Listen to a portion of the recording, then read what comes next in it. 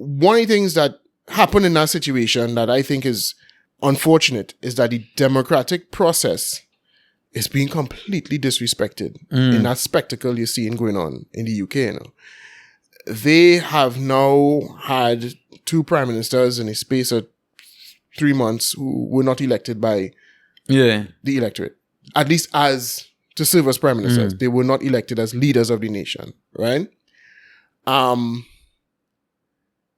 In both instances,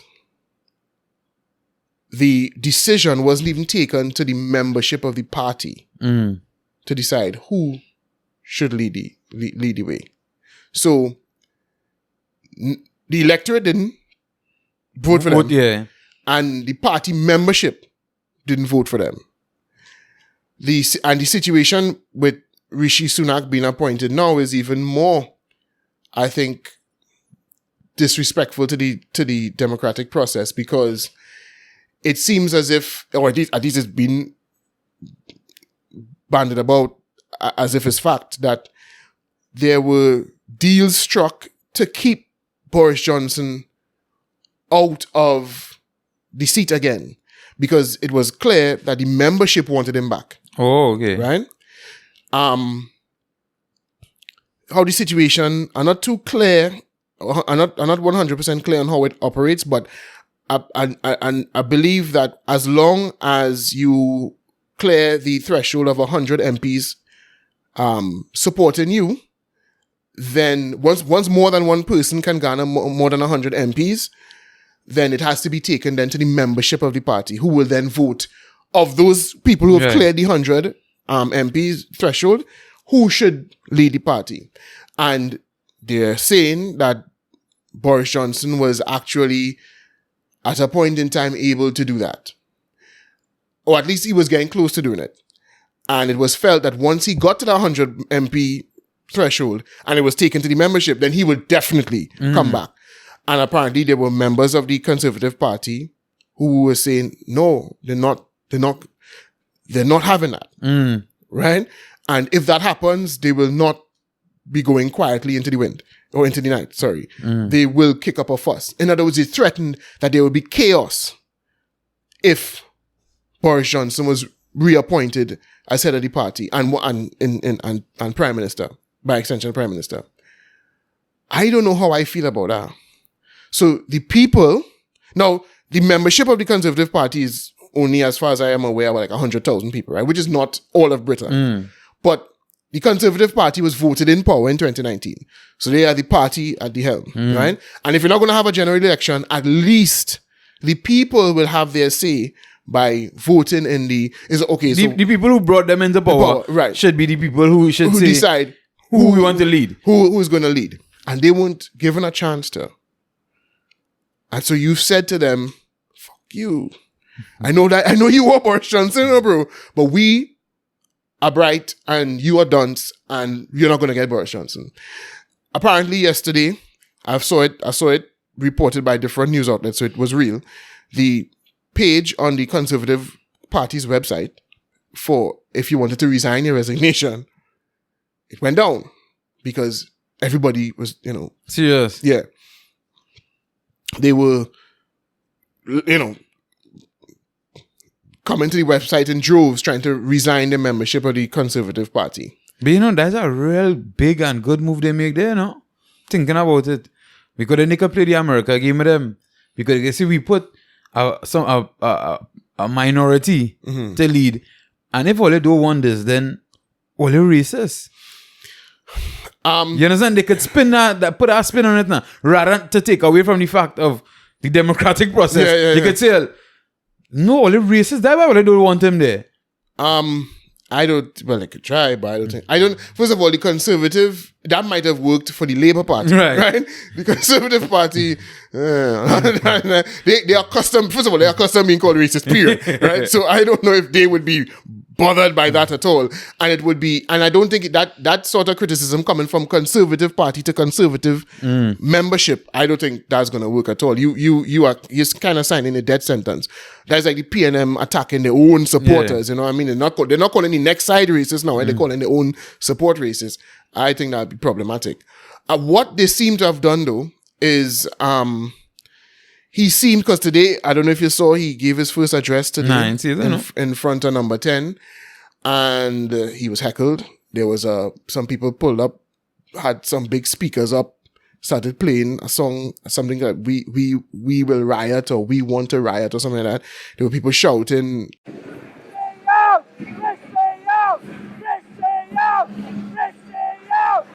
Rishi Sunak out while he was talking, right? Now, to be fair, it did calm down by the time he ended his speech, right? But there was a lot of boos and heckling, right? And like I say, people were clearly lining up to resign their membership of the party. But then he announced his cabinet, and it seems like that kind of assuaging people's fears. He brought back Suella Braverman, who is... she is seen by people in the conservative, well, not party, but in the conservative support over there, as somebody who's going to be tough on the issues they want somebody to be tough on. He brought back Dominic Raab, who's a well-known Brexiteer, because a lot of the people feel that this is a coup, essentially. They're taking over the party and putting in all these globalist technocrats who aren't going to do the bidding of the people. You know, I talk all the time about people, they're voting and they're just not getting what they voted for. Right. So they felt that putting Rishi Sunak there, because he's a very corporate guy. He runs a hedge fund. He married to, well, I think she's a millionaire, but her father's a billionaire. You know what I mean? And he's kind of known for having like globalist ideals, right? So people are afraid that he's going to come and be the opposite of what Boris Johnson was. And so maybe to assuage some of their fears, he brought in some of these people who were loved by the Conservative Party in major positions in the cabinet. He left Jeremy Hunt though, and I don't know if people are going to like that too much. He's the Chancellor of the Exchequer, like the Finance Minister. Right. And he's not somebody that people are fond of. But he said, he kept him there because they didn't want to change the Chancellor again because it just had two. Well, yeah, Jeremy Hunt would have been the second one after that Kwasi fella resigned. And he didn't want to change again, and then the stock market responded negatively. So he kept him there, and I don't know how many conservative people, supporters would be fond of that. But he seems to be trying to get people to calm down by naming his cabinet and keeping some of the favorites in the mix. Because Suella, well, they pronounce it Braverman, I don't know why, but Braverman is how it's spelled.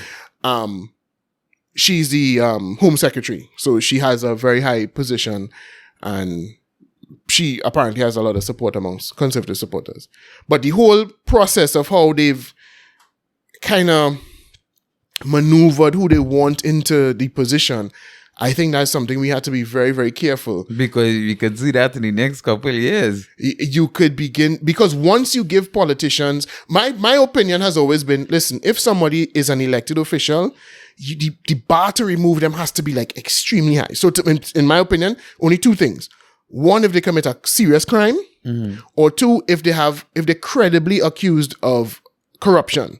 Because obviously, if you're accused of corruption, you can't remain in place, because then it could kind of interfere with any investigation into your corruption. So we don't have to go back to the polls to remove you for that, or if you commit a serious crime, you're convicted of committing a serious crime. I think I had a next one in there too, boy. I think any great illness too. I think you mean like dementia? Yeah. No, not like that. That too. But I mean, which will encompass all these things. But like the situation Maxi Coffee, when Maxi Coffee was not around, you understand what I say? Yeah, I mean, just imagine you have a prime minister end up in a situation like that where he's unable to do the work of the people because he ended up sick and away from his post for 10 months, 8 months. Right. I think then... I mean, I think even in that situation, the people have to call for an election. Serious? Yeah. I think, you see, because my thing is that when you're an elected official, right, the people, in theory, know of your flaws. And they're saying, I don't care, I want you to lead nonetheless. Right? So, if the person is ill and... Okay, not if they're absent from the job. If they're absent from the job, that's a different story. But if like, let's say we all know what's taking place in the US now. And you're seeing some kind of dodgy behavior from their leader right now that would anybody who's not completely biased question whether he's fit for the job at this point. I still think it's for people to decide. If people see that and it's just, I don't care. He could be a vegetable. I'm okay with him. With him staying there. With him staying there. You know, there's a guy running for a Senate position in the United States now who had a stroke the other day and he can't even talk properly. He did an interview the other day and he had to read off of a screen because his speech perception, that element of his brain isn't functioning well anymore. So he has to read off of a screen and then respond. And then he responds and he responds in half sentences and he goes off course. He's clearly impaired. But he's growing up. And they're not switching him at this stage. I guess it's too late. Well, that's his standard. He stays now. Like. Right. You know what I mean? This is a guy who loses his train of thought, who has to be spoken to through a computer. But people get to vote, right? And if people vote him in, then what does that say about either his opposition or them, right? Yeah. So as far as I'm concerned, if you're democratically elected, things like Partygate, like I didn't agree with Boris Johnson being hounded out of office like that, you know. Because what you encourage when you do that is you encourage the kind of thing that you see going on in the UK now, which is a bunch of people coming together behind the scenes to backstab and maneuver and get into political, you know, games to remove duly elected, you know, to drum up scandals to get them out of office. Yeah, and then you see what you could find happening now is party pushing people who they think more popular amongst the people, right? Pushing a person who they think more popular amongst the people in front. Win the election, and Right. then after And win then the after election, that, and then you remove that person and you put shaft them, and then you put who you want. who you want to take you in and serve your interests as the political party and the interests of the donors and the ruling class. And I think that's very, very dangerous. But people are so, you know, I was talking to my friend in the UK the other day about it, and it gets so irritating sometimes because, you know, people are so blinded by what they want, right? Because they you know, she doesn't like Boris Johnson, so she doesn't care how you get him out. You understand? But I'm trying to get her to understand, no, but the principle on how he's removed from office is still, because now what I would say is though is that the media has to do its job and present people with the information, right? So if these people are acting, you know, in dishonest ways and so on, let it be known by the people. Once it's known to the people, then they make the decision. They could say, you know what? Yeah, I know he was imposing lockdowns, but was partying behind the scenes. All right, that bullshit. He should not do that. But I still want him running the country. Yes, there was this guy who was accused of sexual assault, and he pretended he didn't know that he was accused of, you know, of sexual assault before he appointed him, and we found out he was lying. But so what? To them, or, you know, all politicians lie. So, okay, all right, he get caught in his lie. That doesn't look good. But I still want him to run the country. I still have or I don't. So, in which case, let's have a general election.